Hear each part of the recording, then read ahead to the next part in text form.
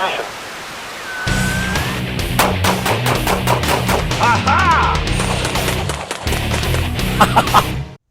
Hi, this is Joel Persinger. I'm the Gun Guy. Thank you very much for watching my channel. I really do appreciate it. Listen, if you haven't already subscribed, I want to urge you to do that, and please ask others to do so as well. We're trying to grow the channel, and the only way we can do that is if you subscribe, so please do. I've been on a quest recently to find a California legal defensive rifle, either to take an AR-15 or an AK and turn it into a legal rifle in California that you don't have to register, or pick up a rifle out of the box that you don't have to register. So we've looked at different things to do with the AR, we've looked at the Mini 14, we've looked at the Sega rifle, and then some older things, the M1 Garand and the SKS. We have an M1A we're going to be reviewing here pretty soon to look at it from that standpoint. And I've also got a rifle here I want to look at that is by Kel-Tec. This is the Kel-Tec SU-16. Now they make a bazillion different versions of this thing, and this is, oddly enough, the California version of this rifle. Yes, they make a California version, and it does some things differently because it's the California version. I'm going to go over those as I go along. Now, look, when I first looked at it and picked it up, I'm going to be completely brutally honest. I didn't think I was going to like it very much, okay? Because when I picked it up, I was like, oh, this thing feels like an airsoft gun. In fact, I think I may have an airsoft gun that weighs more than this, or that feels more solid than this. And I honestly, just picking it up, wasn't particularly impressed with it. And then I took it to the range, and I shot it a lot. And of course, I discovered that it really likes Elemental Arms range ammo, by the way. So, you know, this is the company I'm trying to support here in El Cajon, California, and San Diego County. That they're just a great company. So if you haven't checked them out for ammo and rifles, please do. Elemental Arms. Anyway, I did shoot that ammo through it. It ran just really well. But there's some things about this rifle that I found I really, really, really liked. First of all, it's really stupid simple. I mean, it doesn't require a degree in engineering to run the thing. I mean, it's about as simple can be. In that regard, it sort of reminds me of the Mini 14, because the Mini 14 is extremely simple as well. It seems to be extremely reliable. I ran a lot of rounds through it and had no problem with it at all. It never jammed once. It just ran like a Swiss watch the whole time. I really liked that about it. There is one thing about it that I like that the Mini 14 doesn't do, and that is this rifle will accept your standard AR magazines. There's a standard AR mag right there, and it takes it no problem, and it'll run it. And I shot it with this mag. Now this, I realize it looks like a standard mag. It's not. This is a neutered one. This one only holds 10 rounds. It's just long because it looks cool, I guess. I don't know, but it only holds 10. I wish it held 30, but it doesn't. But it is, in that sense, though, it's an AR-15 mag, and it runs in this gun really, really well. Now, the gun comes with itty-bitty ones, excuse me, because it's a California design to meet California requirements. So it's got the itty-bitty little neutered mags. Now, there is something cool about these itty-bitty mags, though, and that is that among the other things the rifle does is it holds an extra 2 mags in the stock, so you can just pull them out. It's pretty good. They slide into a little slot, and if you line the slot up and close them up, yeah, I guess you can bang them out, but it takes some banging. I fiddled with it and carted all over the place, but I couldn't get it to come out. You know, you shake it, it's not going to come out. Obviously, if you bang it, it will, maybe. So you might lose one that way, but the chances of losing one, I think, just running around is pretty slim. But it's cool that you got, you know, this one and then a couple of other ones, or if you want to have a standard mag, you can do that, or you travel to another state where you can use the longer mags. You can just use AR mags. That's pretty cool. A couple of things with it, though, that I thought were interesting. Let's put it that way. One is the pencil barrel, the thin barrel that comes with it. I don't know why they do that. It keeps the weight down, but it knocks the accuracy all to pot. So, you know, it's really, this thing is it's a minute of basketball at 100 yards without, if you just leave it alone, don't do anything with it. I mean, you shoot at 100 yards, you're going to lob them out there and you're going to hit something. It's not great. I mean, the first couple rounds are good, then the barrel heats up and the harmonics go crazy and the rounds go who knows where. However, there's this goofy looking rubber grommet thingy on the end that I got and put on there that's designed specifically to help with barrel harmonics. And so I put it on there. And I just left it right there. You're supposed to move it up and back and like that. I don't know. You know, I'm testing a rifle, right? So I was going to move it. I took it out and shot it, and wow, I got pretty good accuracy out of it, particularly when you consider I was just using this cheapy red dot because I didn't use the little sight that came with it. I just put a red dot on it. My eyes are getting kind of bad. But the red dot's got a 4 MOA dot in it. So, I mean, at 100 yards, you know, it's huge. It's covering up the big spot. Still, I was able to make headshots at 100 yards with it. And you can see by the image there that I did pretty well. I pulled them to the right a little bit, but nevertheless, I kept them all in the head. And then, now I got to tell you, I had to really take my time to do it. I couldn't do it fast, but I did it. And then I went for center mass shots, and I didn't really take my time with those. When I thought I was on target, I pressed the trigger, and I kept them all center mass at 100 yards. So it's capable of a lot better accuracy than what you get out of the box if you just make some small adjustments. I suspect it's a little bit like the Mini 14 in that regard, but you're not going to get, you know, nail-driving accuracy out of it. But it's not designed to have nail-driving accuracy. It's meant to be a defensive rifle at reasonable distances.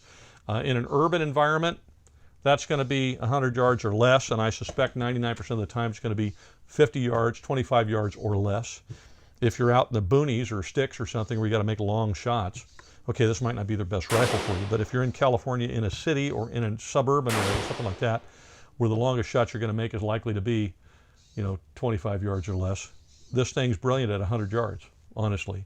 So I think you're good. The other thing that came with it I thought was rather hokey. And you know, it's always, well, you thought nothing, Joel. You thought this thing was hokey, and yet, you know. Well, I did. I thought it was hokey. But, and then when you pop this out, right, this is kind of cool. And you can pop it out, and the little bipod comes out. And there you go. And now you got your little bipod. And I thought, oh, how sweet. That's going to suck. But it didn't. It's actually brilliant, and it works really, really, really well.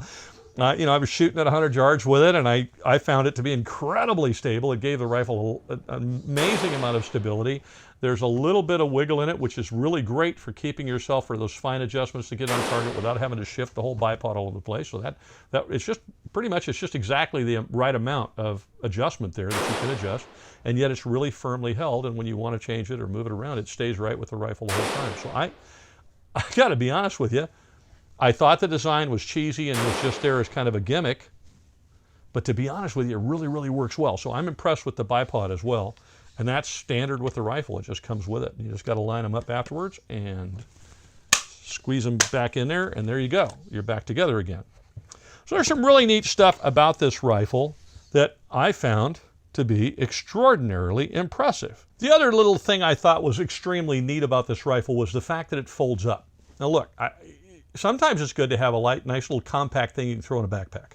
Okay, this thing works really well for that. So all you got to do is poke out that pin right there. It's just a simple pin. Start it, poke it out of there, and guess what? The whole stock folds down and goes underneath the rifle. Now there's another version that folds down without taking the trigger assembly with it, and that one is not California legal. This one takes the whole trigger assembly with it because that way the gun cannot be fired with the stock collapsed. And that's what makes it apparently California legal. So there you go. And obviously, you know, you can't have a flash hider on it. That's why I've got a muzzle brake on this one. Or you can just, you know, leave it with nothing on the end like the Mini 14 is. But this is pretty cool. This makes it a really handy little backpack gun. It doesn't weigh hardly anything, and it folds up really, really nice. Now there's a little bag of doodads. Technical term from an old guy, doodads, right? When's the last time you heard somebody say that? I think I just dated myself. The last guy you heard do that, say doodad, was probably 400 years old. All right, well, anyway, they came with some doodads, for lack of a better term.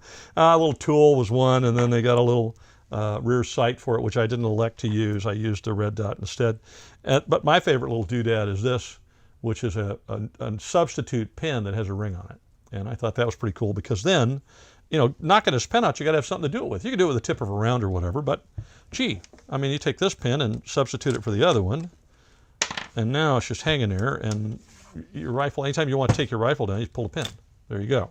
Kind of like pulling a pin on a grenade, but the rifle will not explode on you. And then you just put it back in when you're ready. Just don't lose the pin, because if you do, you can't put your rifle back together. You got to put it someplace on your keychain or put it in your pocket or whatever, so you can put the, or, you know, somehow tie a lanyard and put it on the rifle or whatever you're going to do. But make sure, maybe not on your keychain, but, you know, put it on a lanyard or something to keep it with the rifle. All right, now look, are you going to be able to customize this thing like you can your AR and put, you know, bread makers on it, and toilet paper dispensers, and a latte machine, and all the other stuff, you know, and a spotlight this big, and all that kind of stuff that people put on their ARs. No, you're not. I mean, not easily anyway. Are you going to be able to customize the tar out of it? Probably not. I mean, it is what it is. It's a short little handy carbine that folds up, that comes with what it comes with. And that's probably about it, other than sticking an optic on it. And then I wouldn't get too, you know, fancy with optics either, because it's got what I call combat accuracy at 100 yards. It's minute a bad guy. It's never going to be minute of angle. And frankly, I don't think you need it to be. Can you hit the bad guy at 100 yards? Yeah. Can you, if you're careful and you take your time, can you hit the bad guy at 200 yards? Sure. Can you hit the bad guy at 300, 400, 500 yards? I don't know. So it all depends on what you want the rifle for. If you're looking for a handy little carbine that, you know, it's very, very light and it's got some really neat features, then this might be a way to go, because it's California legal out of the box and it has all this neat stuff about it. Most notably, as I said, is it takes the mags you probably already got, and maybe you have a bunch for your AR, but you'd like to have a gun that's legal in California that you could trot out to the range and not worry about some cop with an attitude about guns to come and get you. Because there's a lot of cops out there that are not gun Nazis, but there's a lot that are. So, and you don't know who you're dealing with at any given time. So, you know, this might be a good approach. Now, here's the thing about it, though, and this is the one thing that I looked at the prices. Look, when I first saw these, they used to be priced pretty low, and they were a deal. I mean, you could go down and get one, and it was a handy little rifle, shoots pretty good, and runs really well. It seems like it's really reliable, and didn't cost you a fortune. Yeah, well, California has succeeded in making everything cost more by limiting what we can buy. And so what I've discovered is that things like the Mini 14 or things that are California legal out of the box, like this thing, the prices have gone up a lot. So if you search around, you're going to find out that there's a little sticker shock there. Is it going to cost you as much as a really good high-end AR? No, but it's also not going to shoot as accurately or be customizable and all that other stuff. But again, if what you're looking for is a handy little carbine you can use for a whole bunch of different things that you don't plan on customizing a lot, I got to tell you, this little Kel-Tec SU-16 is a pretty darn good choice. I'd be happy with it. I enjoyed shooting it, and it's solid as a rock. And it's got some really neat, cool stuff. And by the way, one of the things I noticed too is when you're in the range shooting it, people go by and go, "What's that?" So it's good for, you know, range conversations or around the campfire talk or whatever, if you happen to have it someplace. It's good for that too. So there you are. There's the Kel-Tec SU-16CA. Great little rifle. I'm actually very, very impressed with it. The CA, meaning the California version. I did check around. You still can get them. I looked at several different stores that have them.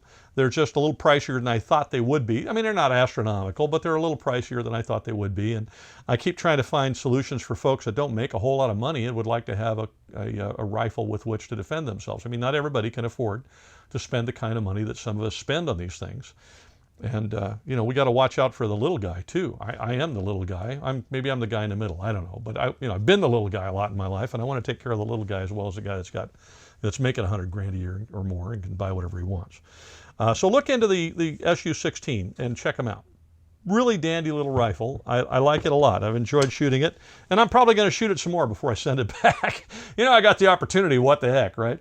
Thank you very much for watching my channel. Please support us. There's a whole bunch of different ways you can do that, and I'll go through them really, really quick. One is you can join us on Patreon. Only costs you $1 a month minimum.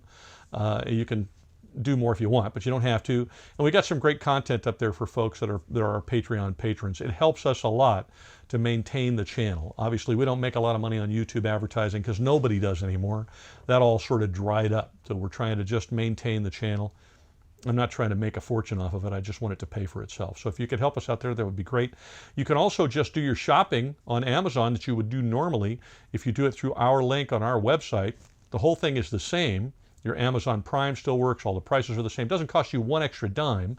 It just costs you an extra click. You got to go to our website and then click on the Amazon link on the top, the big banner, and then go to Amazon and buy whatever you want. If you buy toothpaste or toilet paper or a watch or whatever, it doesn't matter, television set, we get credit for all of that stuff, and we get a little commission from Amazon, even though it didn't cost you anything extra. So if you would do that, that would help support us here at GunGuy TV as well. You can also, if you want to, shop directly at the GunGuy TV Amazon store. We have an Amazon affiliate store. You can buy things from the store. Same deal. It just takes you to Amazon to make the purchase. If you find it on the store, you click through, it takes you through to, you can fill up your cart, and it takes you to Amazon, and we get a little commission. Likewise, You can join Second Call Defense. By the way, I am a member of Second Call Defense, and so is my wife, and I am very, very, very, very grateful. They are by far the best insurance for concealed carriers or folks that have guns at home. I've researched them all. This is the only one that I'm aware of that fronts the money entirely for you up front for your lawyer to bail you out of jail and all that other stuff. The rest of them are an insurance company, basically. Maybe they front a little bit, but the rest of it is reimbursed to you if you succeed in defending yourself. Well, in the meantime, you've sold your house or your business or everything you own and burned up all your savings and retirement trying to pay for lawyers, and then they're going to reimburse you, but only if you win. Second Call Defense doesn't do that. They front the money and pay for all of that. That's part of the deal. I like that because I'm not a rich person and I don't want to have to sell my house and everything. So check them out. There's links in the description for that too. And if you want to, just throw a tip in a jar. Just go to our website at GunGuy TV and hit the donate button. So there you go. There's the different ways you can support us. I'm sorry to drag that out so long, but we definitely need your support and could certainly use it. The last thing I want to tell you is I just sat through the webinar today from the California Rifle and Pistol Association on the new regulations that were approved by the Office of Administrative Law, the DOJ regs on assault weapons. And I'm going to start working on it tonight, and probably tomorrow I'll finish it up, and that's a very detailed video on those regulations and what I learned from that webinar. And I'll also have a link directly to that webinar once it's up on the page for CRPA and NRA so that you can go watch it yourself if you want to. There's also a nice little cheat sheet with arrows and like that. You've seen those before for California. There's an updated one that I'll share, and I'll put that up so that you can download it and have a copy, but it'll also be displayed and explained on the video. That's all coming up. If not tomorrow, the next day. I'll try to get it done tomorrow for you. So anyway, thank you very much for watching the videos. Have a great week. Check out the SU-16CA. Great little rifle. And whatever you do, whatever gun you got, please take care of yourself and be safe.